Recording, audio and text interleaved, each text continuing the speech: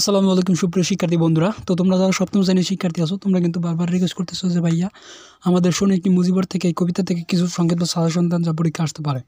তো বন্ধুরা আমি একটু অসুস্থ ছিলাম, 2 দিন ধরে তোমরা জানো ভিডিও আপলোড দিতে পারতেছি না, এই জন্য আন্তরিকভাবে দুঃখিত। তো আজকে একটু সুস্থ হয়েছি, তো পুরোপুরি সুস্থ না, তো তবুও চেষ্টা করতেছি তোমাদের ভিডিওটা দেওয়ার জন্য। যদিও একটু কষ্ট হচ্ছে ভিডিওটা বানাতে, তোমাদের কাছে রিকোয়েস্ট করবো সম্পূর্ণ ভিডিওটির সাথে থাকার জন্য, কারণ এই ভিডিওটা তৈরি করা শুধুমাত্র তোমাদের রিকোয়েস্টই যাতে এবং পরীক্ষার তোমরা যাতে একটু ভালো করতে পারো সেই উদ্দেশ্যে কিন্তু ভিডিওটা তৈরি করা। তো তোমাদের কাছে রিকোয়েস্ট, প্লিজ সম্পূর্ণ ভিডিওটির সাথে থাকো। তো বন্ধুরা তোমরা কিন্তু জানো তোমাদের পাঠ পরিচিতি, লেখক পরিচিতি এগুলো থেকে কিন্তু এমসিকিউ হয়ে থাকে। পাঠ পরিচিতি, লেখক পরিচিতি এবং মূল কবিতাটা লাইন বাই লাইন বুঝতে পারো, তাহলে কিন্তু তোমাদের পরীক্ষা অনায়াসে যেভাবে প্রশ্ন করা হোক তোমরা কিন্তু অনায়াসে উত্তরটা করতে পারবে। তো প্রথম আমরা কথা বলি পাঠ পরিচিতিটা নিয়ে। দেখো 1971 সালে মুক্তিযুদ্ধের শুরুতেই গৌরী প্রসন্ন মজুমদারের লেখা আলোড়ন সৃষ্টিকারী এই গানটি অন্যান্য গানের সাথে বারবার বাজানো হতো স্বাধীন বাংলা বেতার কেন্দ্র থেকে, অর্থাৎ আমাদের যে স্বাধীন বাংলা বেতার কেন্দ্র অর্থাৎ রেডিও এফএম যেটা বলে থাকি আমরা বর্তমানে যেটা বলে চিনি, সেটা 1971 সালে পাকিস্তানিদের হাত থেকে বাংলাদেশকে রক্ষা করার জন্য যারা যুদ্ধ করতো তাদেরকে অনুপ্রেরণা দেওয়ার জন্য, অর্থাৎ তাদের বুকে সাহসটা রাখার জন্য এই বাংলাদেশ বেতার তরঙ্গ থেকে বা বাংলাদেশ স্বাধীন বেতার তরঙ্গ থেকে এই গানগুলো বারবার বাজানো হতো। গানটি সুরকার ও শিল্পী ছিলেন লোকসঙ্গীত শিল্পী আংশুমান রায়, অর্থাৎ এই যে শোনো একটি মুজিবরের থেকে এই গানটার সুরকার ছিল বিখ্যাত লোকসঙ্গীত শিল্পী আংশুমান রায়। অসামান্য জনপ্রিয়তা হওয়ার পর গৌরপ্রসন্ন নিজেই এই গানটিকে the voice of not one but million Mujibs singing শিরোনামে ইংরেজি ভাষার অনুবাদ করেন, যা গেয়েছিলেন শিল্পী করবীনাথ। অর্থাৎ এই যে তোমার গানটা শোনো একটি মুজিবরের থেকে এই কবিতাটা যখনই বাজানো হয় তখন কিন্তু সবার কাছে এটা খুবই পপুলারিটিতে হয়ে যায়, অর্থাৎ সবার কাছে এটা জনপ্রিয় একটা গান হিসেবে পরিণত হয়। তারপরে কী করে এই যে আমাদের কবি গৌরীপ্রসন্ন মজুমদার সে কী করে এই গানটার নাম দেওয়া হয় একটা ইংলিশে একটা অনুবাদ করে, সেটার নাম দেওয়া হলো the voice of not one but million Mujibs singing. এই শিরোনামে সে একটা ইংরেজি ভাষায় একটা অনুবাদ করেন, আর ইংরেজি ভাষায় অনুবাদ করার পরে যে গানটা গেয়েছিল তার নাম হচ্ছে শিল্পী করবীনাথ। বন্ধুরা অবশ্যই তোমরা কিন্তু এটা নোট করে নেবে যে এই যে ইংরেজি ভাষায় অনুবাদ করে সেই গানটা লিখেছিল বা সেই গানটা গেয়েছিল কে, এখানে উত্তর হবে শিল্পী করবীনাথ। আর শোনো একটি মুজিবরের থেকে এই গানটার সুরকার এবং শিল্পী ছিল কে, এখানে উত্তর হবে শিল্পী আংশুমান রায়। তোমরা কিন্তু অবশ্যই এটা নোট করে নেবে, কারণ এটা কিন্তু দুজন কবির বা দুজন শিল্পীর নাম লেখা আছে, পরীক্ষা কিন্তু এটা এলোমেলোভাবে দিয়ে দেবে। তো তোমরা কিন্তু বুদ্ধি খাটিয়ে উত্তরটা লিখতে হবে। তো বন্ধুরা অবশ্যই তোমরা কিন্তু এটা খাতায় আন্ডারলাইন করে রেখে দিতে পারো। 1971 সালে 25শে মার্চ কালো রাতে এদেশে হানাদার পাকিস্তানি সেনাবাহিনীর নির্বিচারে বাঙালির জনগণের উপর হত্যাচার্যের সূচনা করলে বঙ্গবন্ধু শেখ মুজিবুর রহমান 26শে মার্চ প্রথম প্রহরে বাংলাদেশের স্বাধীনতা ঘোষণা দেয়। অর্থাৎ তোমরা কিন্তু এটা জানো যে বাংলাদেশের আমাদের বঙ্গবন্ধু শেখ মুজিবুর রহমান স্বাধীনতার ঘোষণা দেয় কত সালে, 26শে মার্চ প্রথম প্রহরে। আর বাঙালিদের উপরে পাকিস্তানি হানাদার বাহিনী ঝেঁপে পড়েছিল কত সালে, 1971 সালে 25শে মার্চ রাতে। অর্থাৎ এই রাতটিকে আমরা কিন্তু কালো রাত হিসেবে জানি, কারণ এই রাতে কিন্তু পাকিস্তানিরা কী করেছিল, ঘুমন্ত নিরীহ বাঙালির উপরে হত্যাকার্য শুরু করেছিল এবং বাড়িঘর সব কিছুই কিন্তু আগুনে পুড়িয়ে দিয়েছিল। তো এই রাতটাকে আমরা কিন্তু কালো রাত হিসেবে জানি।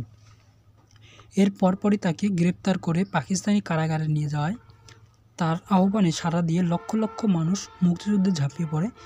এর আগে 7ই মার্চ ঐতিহাসিক ভাষণে তিনি বলেছিলেন, এবারের সংগ্রাম স্বাধীনতার সংগ্রাম। অর্থাৎ 7ই মার্চের যে ঐতিহাসিক ভাষণ, এই ভাষণটা দিয়েছিল কিন্তু মার্চ মাসের 7 তারিখে। আর বঙ্গবন্ধু শেখ মুজিবুর রহমান ঘোষণা দিয়েছিল কিন্তু 25শে মার্চ প্রথম প্রহরে। এটা কিন্তু তোমরা অবশ্যই নোট করে নেবে যে ঐতিহাসিক ভাষণ দেওয়া হয় কত সালে, কত তারিখে, 7ই মার্চ। আর 26শে মার্চ কী করে তাকে প্রথম প্রহরে স্বাধীনতার ঘোষণা দেওয়া হয়। অর্থাৎ স্বাধীনতার ঘোষণাটা দেওয়ার পরপরই তাকে কিন্তু কারাগারে নিয়ে পাকিস্তানের বাহিনীরা গ্রেপ্তার করে নিয়ে যায়। তার বজ্রকণ্ঠে আহ্বান ওই মুহূর্তেই সমগ্র বাঙালির নিয়ন্ত্রণ নিয়েছিল। অর্থাৎ তার যে ভাষণটা ছিল এবারে সংগ্রাম স্বাধীনতার সংগ্রাম, এই ভাষণটা সমগ্র বাঙালির তার এই কণ্ঠটা নিয়েছিল বজ্রকণ্ঠের মতো। তো বন্ধুরা অবশ্যই তোমরা কিন্তু এটা নোট করে নেবে। আর তার এই যে বজ্রকণ্ঠের মতো যে ভাষণটা, এই ভাষণটা কিন্তু সমগ্র বাঙালি কিন্তু নিয়ন্ত্রণে নিয়েছিল, অর্থাৎ তাদের আওতার মধ্যে নিয়েছিল যে তার কথাটার সত্য কথা আমাদের বাঁচতে হলে, আমাদের বাঙালি ভাষাটাকে রক্ষা করতে হলে পাকিস্তানের হাত থেকে আমাদের বাঁচতে হবে। তো তারা কী করেছিল, দীর্ঘ 9 মাস যুদ্ধ করেছিল। তো এই দীর্ঘ 9 মাস যখন যুদ্ধ করেছিল তখনও কিন্তু আমাদের জাতির পিতা অর্থাৎ বঙ্গবন্ধু শেখ মুজিবুর রহমান সে কিন্তু পাকিস্তানি কারাগারে কিন্তু বন্দী ছিল। পাকিস্তানি বিরোধী সমগ্র আন্দোলন সারা দেশেই প্রচার করা হতো তার ভাষা এবং বক্তৃতা, অর্থাৎ তার ভাষণ এবং বক্তৃতা কিন্তু সমগ্র বাঙালির সব জায়গায় কিন্তু তার ভাষণটা রেডিও এফএমের মাধ্যমে বা তোমার মোবাইলের, তখন তো মোবাইল ছিল না, তখন এই ভাষা রেডিও এফএমের মাধ্যমেই বা বেতার তরঙ্গের মাধ্যমে কিন্তু তার এই বক্তব্যগুলো বা ভাষণটা কিন্তু সবার কাছে প্রচার করা হতো। মুক্তিযুদ্ধ সহ স্বাধীনতাকামী সকল মানুষের রক্তের চেতনায় তা প্রেরণা জাগাতো, অর্থাৎ তার যে ভাষণটা সেটা সমগ্র বাঙালিদের একটা সাহস দিত যাতে তারা যাতে যুদ্ধটা করতে পারে এবং দেশটাকে স্বাধীন করতে পারে। তো বন্ধুরা অবশ্যই তোমরা কিন্তু এগুলো নোট করে নেবে। আর ভিডিওটিতে যারা এখন একটা লাইক দেওয়া নাই প্লিজ একটু কষ্ট করে লাইকটা দিয়ে দাও, কারণ তোমাদের রিকোয়েস্টে ভিডিওটা তৈরি করা, আর আমি যেহেতু একটু অসুস্থ তো তোমাদের কাছে রিকোয়েস্ট করবো প্লিজ বন্ধুরা ভিডিওটিতে অবশ্যই একটা লাইক দিয়ে দাও।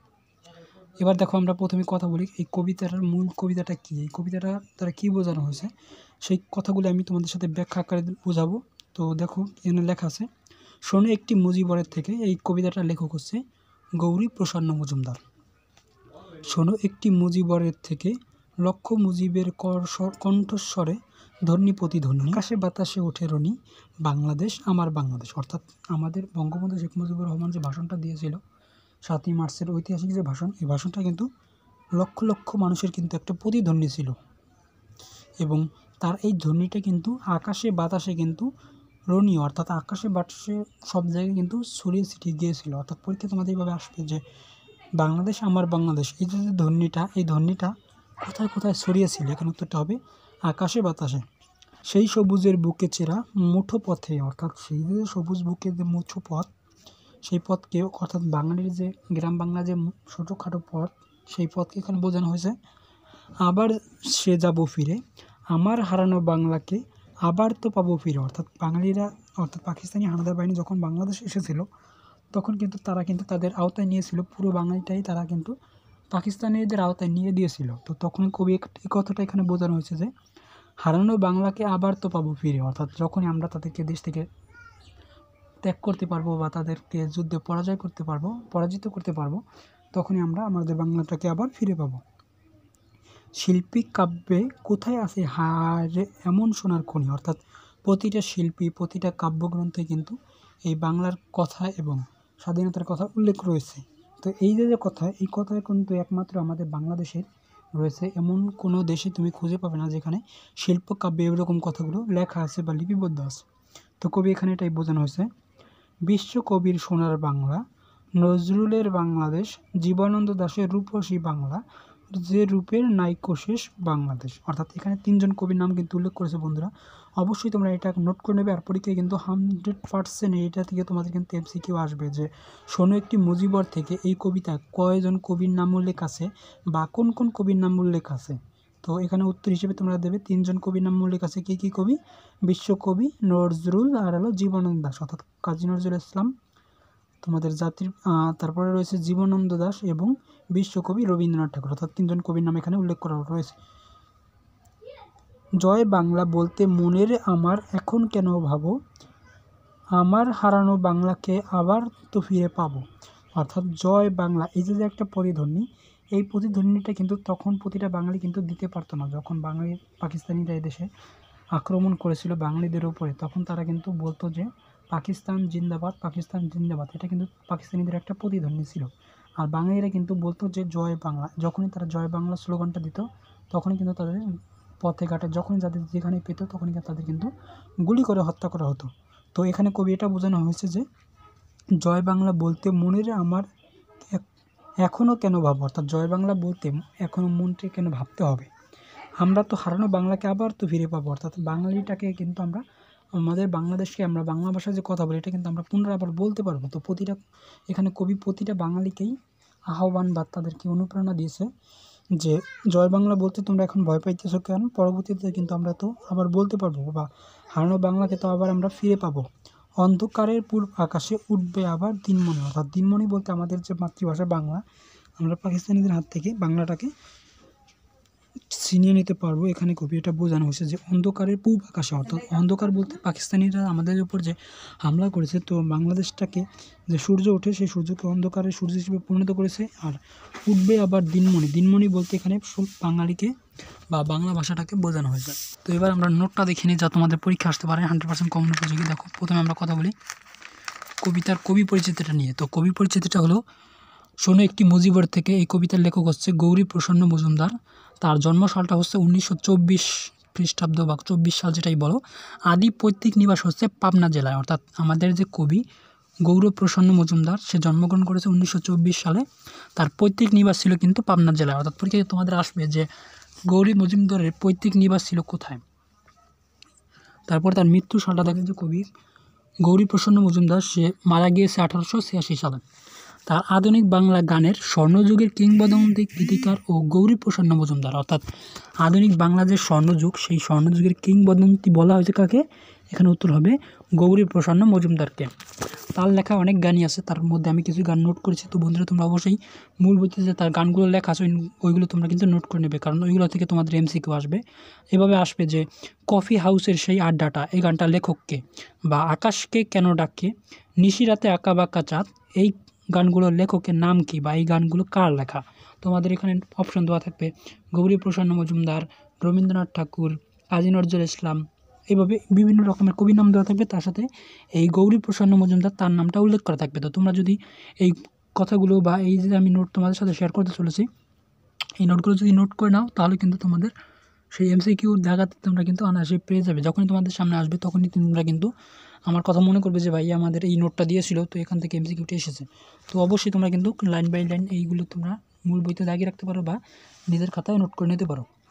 তো বন্ধুরা দেখো, এই যে 1971 সালের যুদ্ধের সময় মুক্তিযোদ্ধাদের যেসব গান অনুপ্রেরণা দিয়েছিল, অর্থাৎ আমাদের যে বাঙালির যারা যুদ্ধ করেছিল মুক্তিযুদ্ধের সময়, তখন কিন্তু বেতার তরঙ্গটাই ছিল। অর্থাৎ তোমাদের যে রেডিও বা FM রেডিও আমরা যেটা বলে থাকি, তারা কিন্তু ওইভাবেই তারা কিন্তু গান এবং তাদের দেশের পরিস্থিতি সম্পর্কে তারা কিন্তু ধারণা নিত। তখন কিন্তু স্মার্টফোন বা আমরা যেসব ওয়েবসাইটে গিয়ে আমরা যে তথ্যগুলো নিই, তারা কিন্তু ওইভাবে সেগুলো পেত না। তো তারা কী করতো, তারা ওই সময় বেতার অনুরঙ্গ যে গানগুলো ছিল, বেতার তরঙ্গ, অর্থাৎ FM রেডিও আমরা যেটা বাংলা বলে থাকি, তো সেই সব ক্ষেত্রে যে গানগুলো শুনে তারা অনুপ্রেরণা বা সাহস নিত, সেই গানগুলো কী দেখো, শোনো একটি মুজিবরের থেকে, আমরা সবাই বাঙালি, মাগো ভাবো না কেন, আর হলো পথের ক্লান্তি ভুলে। অর্থাৎ এই যে চারটা গান, এই গানগুলো শুনে তারা কিন্তু সবসময় নিজের ভিতরে অনুপ্রেরণা নিত এবং সাহস নিত যে আমরা পারবো, আমরা বাঙালি অবশ্যই পাকিস্তানিদেরকে এদেশ থেকে সরিয়ে নিতে পারবো। তো বন্ধুরা, অবশ্যই তোমরা কিন্তু এগুলো নোট করে নেবে। আর আমাদের চ্যানেলে যদি নতুন ভিজিটর হয়ে থাকে, তাহলে তোমাদের কাছে রিকোয়েস্ট করবো অবশ্যই আমাদের চ্যানেলটি এখনই সাবস্ক্রাইব করে পাশে থাকা ঘন্টা বাজিয়ে নোটিফিকেশন অন করে দাও, যাতে এই রিলেটেড ভিডিওগুলো আমাদের চ্যানেল থেকে যখনই আপলোড করা হয় তখনই যেন তোমার টাইমলাইনে সবার আগে পৌঁছে যায়। আর বন্ধুরা, তোমরা যারা সপ্তম শ্রেণীর শিক্ষার্থী আছো, তোমাদের বাংলা সাজেশনের আলোকে কিন্তু আমরা অলরেডি ভিডিও আপলোড করে দিয়েছি, যা তোমাদের বার্ষিক পরীক্ষায় যেসব প্রশ্নগুলো আসবে বা যেসব গল্প বা কবিতা আছে, সেই কবিতার রিলেটেড ভিডিওগুলো কিন্তু অলরেডি আপলোড করে দেওয়া হয়েছে। তো আজকে এই কবিতাটা শেষ হলে তো আমাদের বাংলা সাজেশনটা শেষ হয়ে যায়। এর পরবর্তীতে আমরা ইংরেজি এবং গণিত নিয়ে তোমাদের সাথে শেয়ার করতে চলেছি, যা পরীক্ষা তো তোমরা জানো, পরীক্ষা শুরু হয়ে যাবে 24 তারিখ থেকে। তো সেই পরীক্ষার আগেই তোমাদের সাজেশনটা দিয়ে শেষ করবো ইনশাল্লাহ। তো সেই ভিডিওগুলো পেতে অবশ্যই আমাদের চ্যানেলটি এখনই সাবস্ক্রাইব করে পাশে থাকা ঘন্টা বাজিয়ে নোটিফিকেশন অল করে দিও অবশ্যই। তো দেখো, বঙ্গবন্ধুর আমন্ত্রণে 1972 সালে রাষ্ট্রীয় অতিথি হিসেবে বাংলাদেশ আসে কে? এখানে উত্তর হবে এই যে কবি তোমাদের গৌরব প্রসন্ন মজুমদার, তাকে কিন্তু 1972 সালে অর্থাৎ যুদ্ধের শেষে রাষ্ট্রীয় উপাধি হিসেবে আমাদের বঙ্গবন্ধু তাকে আমন্ত্রণ জানায়। তো বন্ধুরা, তোমরা কিন্তু অবশ্যই এটা নোট করে নেবে যে কত সালে বা তাকে কোন অতিথি হিসেবে বাংলাদেশ আমন্ত্রণ জানিয়েছিল আমাদের বঙ্গবন্ধু শেখ মুজিবুর রহমান। এখানে উত্তর হবে 1972 সালে রাষ্ট্রীয় অতিথি হিসেবে। আর বাংলাদেশ সরকার তাকে মুক্তিযুদ্ধের মৈত্রী সম্মাননা দেয় কত সালে? 2012 সালে। আর এটাও আসতে পারে যে বাংলাদেশ সরকার তাকে কোন সম্মাননা দেয়? এখানে উত্তর হবে মুক্তিযুদ্ধ মৈত্রী সম্মাননা দেয়। তো বন্ধুরা, অবশ্যই তোমরা এগুলো নোট করে নেবে। তো আশা রাখছি তোমরা ভিডিওটা বুঝতে পেরেছো। যদি এই বিষয়ে তোমাদের কোনো মতামত থাকে তাহলে অবশ্যই আমাদের জানাতে পারো। আর শিক্ষামূলক আপডেট সবার আগে পেতে আমাদের চ্যানেলটির সাথে থাকো। এই প্রত্যাশা রেখে বিদায় নিচ্ছি। দেখা হবে খুব তাড়াতাড়ি ইনশাআল্লাহ। খোদা হাফেজ।